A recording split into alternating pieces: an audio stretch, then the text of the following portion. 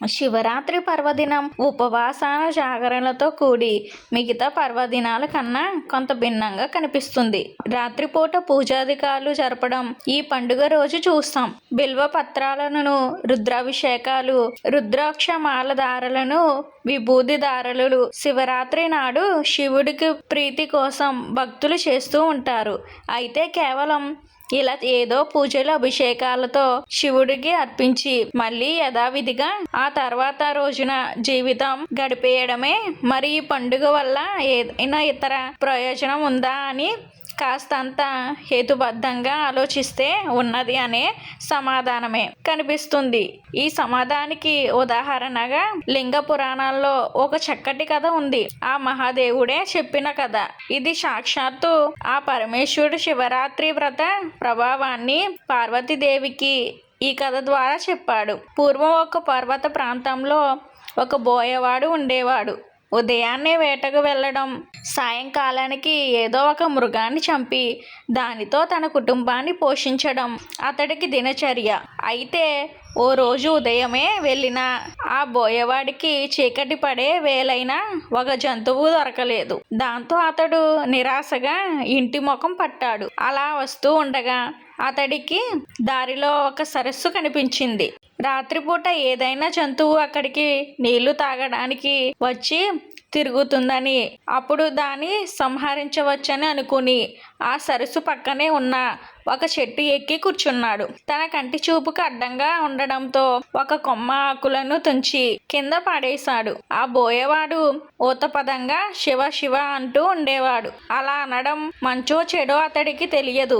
కానీ ఆ సమయంలో అలా ఉంటేనే కాలం గడిపాడు. అలా గడిపిన రాత్రి శివరాత్రి పర్వదినమని కూడా తెలియదు. ఆ బోయకు రాత్రివేళ మొదటి జాము గడిచాక ఒక ఆడజింక నీళ్లు తాగేందుకు అటుగా వచ్చింది. దాని మీదకు బాణాన్ని ఎక్కిపెట్టాడు బోయేవాడు. అయితే ఆ జింక తాను గర్భం దాల్చానని తనను చంపడం అధర్మం అంటూ వదిలిపెట్టమని ప్రాధేయపడింది. మామూలుగా అయితే అతడి మనసు క్రూరంగా ఉండేది. కానీ ఆ జింకను చూడడం, పైగా అది మానవ భాషలో మాట్లాడేసరికి ఆ బోయేవాడు దాన్ని ఏమీ చేయలేకపోయాడు. అలా రెండో జాము కూడా గడిచింది. అప్పుడు ఇంకొక ఆడజింక అటుగా వచ్చింది. దాన్ని సంహరించాలనుకునే లోపే అది కూడా మానవ భాషలో తాను తన భర్తను వెతుకుతూ విరహంతో కృషించి ఉన్నానని, పైగా ఒక చిక్కిన తన శరీర మాంసంతో అతడి కుటుంబానికి ఆకలి తీరదంటూ విడిచిపెట్టమని కోరింది.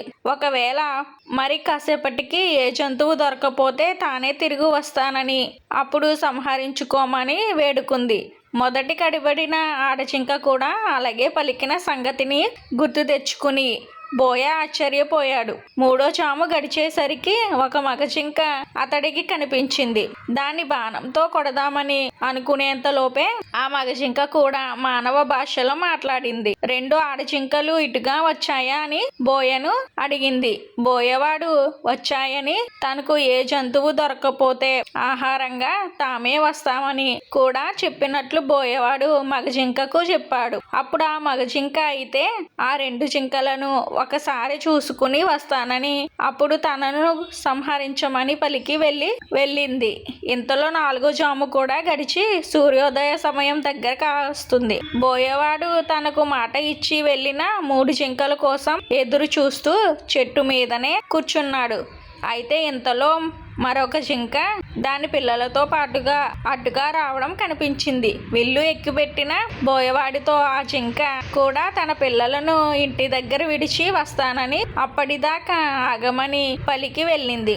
మరి కొద్దిసేపటికి నాలుగు జింకలు బోయవాడికి ఇచ్చిన మాట ప్రకారం సత్యనిష్ఠతో అతడికి ముందుకొచ్చి ముందుగా తనను చంపేమంటే తనను చంపమని ప్రాధేయపడ్డాయి. ఆ జింకల సత్ప్రవర్తన బోయవాడిలో పరివర్తనను తీసుకొచ్చింది. ఆ రాత్రంతా అతడు కూర్చున్నది మారేడు చెట్టు కావడం అతడు తెలియకుండానే శివ శివ అనే ఊత పదంతో శివనామ స్మరణం చేయడం, తన చూపునకు అడ్డంగా వచ్చిన మారేడు దళాలను కోసి కింద పాడేయడం చేశాడు. బోయేవాడు ఆ చెట్టు కిందనే ఓ శివలింగం ఏనాటిదో ఉంది.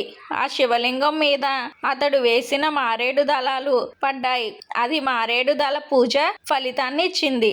4వ జాము వరకు మెలకువతో ఉన్నాడు కనుక జాగరణ ఫలితం వచ్చింది. క్రూరాత్ముడైనప్పటికీ ఈ పుణ్యకార్యాల వల్ల అతని మనస్సు నిర్మలమైంది. పైగా చింకలి సత్యనిష్టత అతని మనసును పూర్తిగా మార్చింది. శివరాత్రి పర్వదినమని తెలియకపోయినా అనుకోకుండా ఆ పర్వదినాన చేసిన పుణ్యకార్య ప్రభావంతో అతడిలో మంచి పరివర్తన కలిగింది. అందుకే హింసను వినవాడ ఆ జింకలను కూడా సత్యనిష్ఠలతో ఉండడంతో పరమేశ్వర అనుగ్రహంతో ఆకాశంలో మృగశిర నక్షత్రంగా మారాయి. ఆ నక్షత్రానికి వెనుక ఉజ్వలంగా ప్రకాశిస్తూ లుబ్ధక నక్షత్రం అనే పేరున బోయేవాడు నిలిచిపోయాడు. జింకలను చంపాలనుకోవడంలో చేసిన కాలయాపన అతడికి చివరకు అహింస ధర్మాచరణ పూర్తిగా నిలుపు కలిగింది. సత్యధర్మ పారాయణులు అహింస మార్గాన్ని అనుసరించిన వారు సుస్థిర కీర్తితో నిలిచిపోతారనే ఓ సామాజిక సందేశం ఈ శివరాత్రి కథలో కనిపిస్తుంది. ఈ వీడియో కనుక నచ్చితే ఒక లైక్ చేసి మన ఛానల్ని సబ్స్క్రైబ్ చేసుకోండి.